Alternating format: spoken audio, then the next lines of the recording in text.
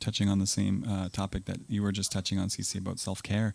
What kind of self-care methods are you guys taking, if you wish to share that, to kind of like, kind of counterbalance all of these extra precautions and procedures that you find yourselves having to do in your work?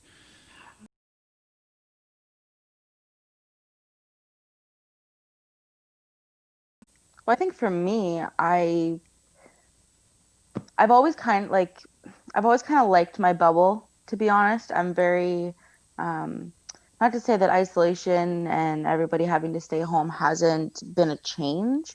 Um, but for me, I think it's almost like my self-care has had to be like kind of putting myself out there more in the ways that I'm able to.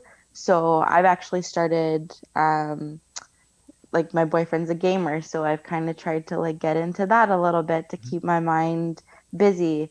Um, and I mean, you can always do like the normal self-care things, like yeah, taking care of my nails or having a bath or just keeping your mind right.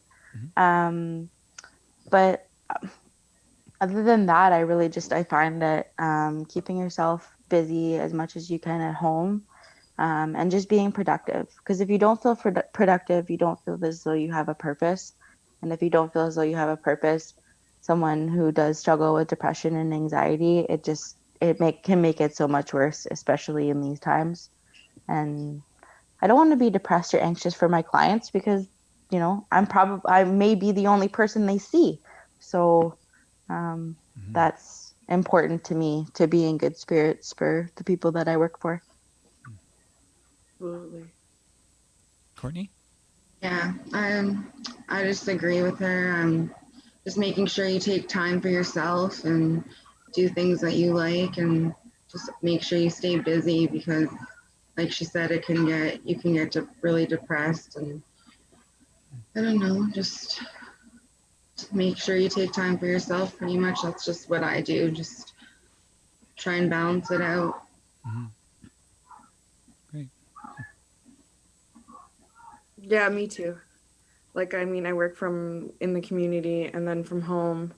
And, I could just work and then be at home and then, not do a whole lot in between, do these extra things, the TV shows and stuff. But if I didn't get out onto the land or I didn't, create art when it comes to me, whether that's writing or painting, I wouldn't quite have the same livelihood. Like, it is really hard. It's a heavy world. And when you work with people, taking care of people, or you're an empath, even in your family or your community, like when you're a person that people come to or an emotional person, it's really challenging during these times. So it's really important to just like let it go sometimes too. Like Hmm. this is a pilot episodes like the of the CC show. So and we're in this living memory. So we've had a lot of talk like these last couple episodes about quarantine and then also just like current events. But sometimes it's good to just like let that go and like go and do whatever self-care is for you and things will be here when you come back later type deal.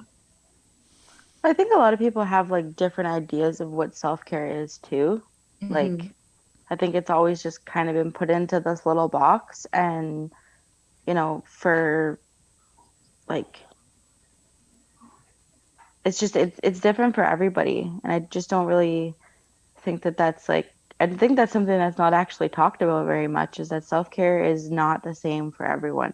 Doesn't mean that me sitting down, watching a chick flick is gonna do the same for somebody who would feel more relaxed, like listening to some death metal.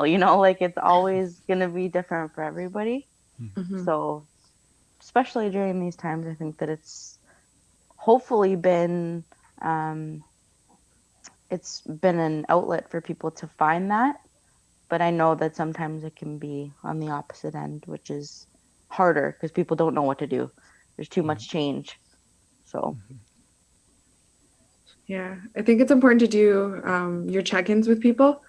mhm. And not just like you as in your responsibility to take it check-ins with other people, like you need to check on their well-being only, but also if you're feeling low, or just maybe too bored, or your mind's wandering too much, or it's just a little dark, I think it's important to make sure to do remind yourself to check in with folks, because other folks are feeling really isolated too. So a lot of people will be like, oh, I was sad and nobody checked on me and stuff. So it's important to check in with people, because they would have, I'm sure there's so many people out of there that would love to listen, if you're checking in, right, with folks. So when I say check in, I say for yourself, and then also for others, for people you care on, of course, check on them, but don't stay isolated is my advice to my friends. Reach out and come home has been the advice. Yeah.